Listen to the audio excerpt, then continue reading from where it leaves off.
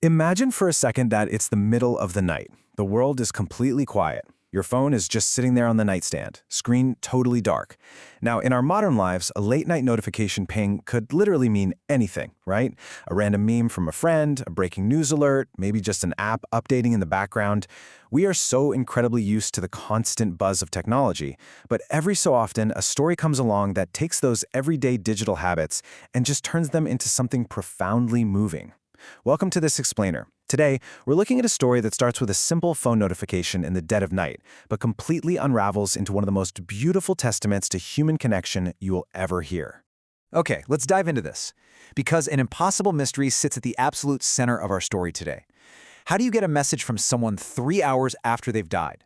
I mean, it completely defies logic. It honestly sounds like the setup to a supernatural thriller or a ghost story, right? But the source material we're exploring today isn't about the paranormal at all. It's about something far more real and honestly far more powerful. To really understand how a message could cross the boundary between life and death in our digital age, we have to start at the very beginning. Section 1. The Nightly Ritual, A Simple Connection. At the heart of this narrative is a young boy and his grandmother, his Dadi. Now, in a world of fleeting snaps and endless scrolling where everything moves a million miles a minute, their anchor was incredibly simple. So what's really interesting about this slide is how these two simple texts perfectly encapsulate their deep familial bond. At first glance, this looks completely ordinary. Good night, Dadi, with a red heart emoji. Good night, Beta, with a smiling emoji. But think about your own phone. These super simple text exchanges are often the ones that mean the absolute most to us. It's a daily check-in. It's basically a way of saying, hey, I'm thinking of you before I close my eyes. For the boy, seeing that exact smiling emoji from his grandmother was the ultimate comfort he needed to end his day. It was a guaranteed constant in an unpredictable world. Section 2. The Silent Night, a Sudden Disruption. That comforting routine is violently broken when Dotty's health rapidly deteriorates and she gets rushed to the hospital. Left at home in the sea of heavy uncertainty, the boy desperately seeks just a tiny sliver of normalcy. So he picks up his phone and sends his usual text, "Good night, Dotty," followed by that same red heart. He hits send. And then he just waits. He stares at the screen. We all know that awful feeling of waiting for a message that doesn't come, right?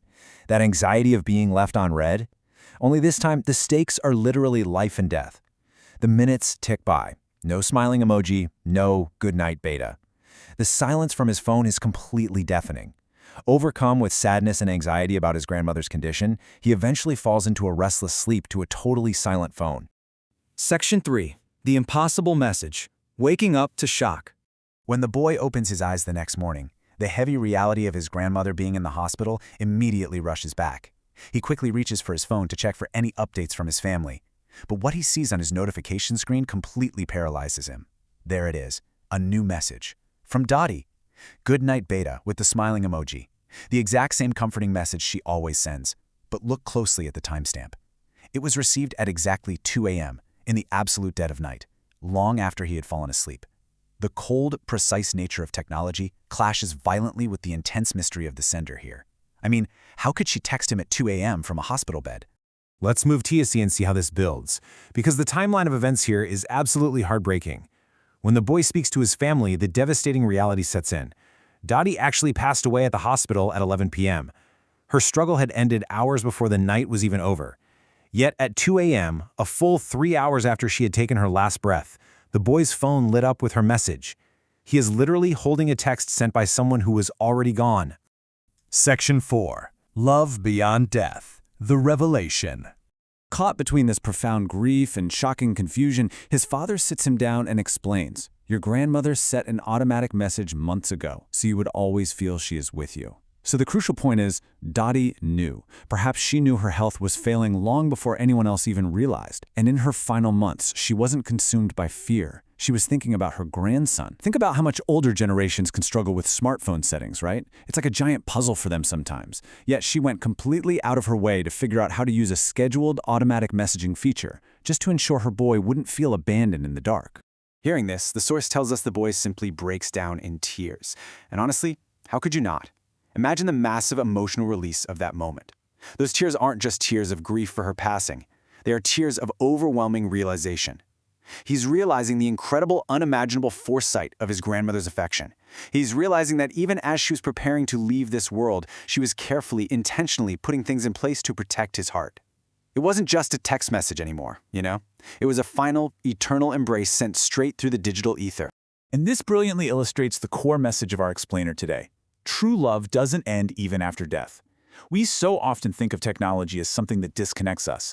You know, cold screens that put a barrier between us and the real world. But this story shows us that our digital footprints can actually become vessels for our deepest humanity.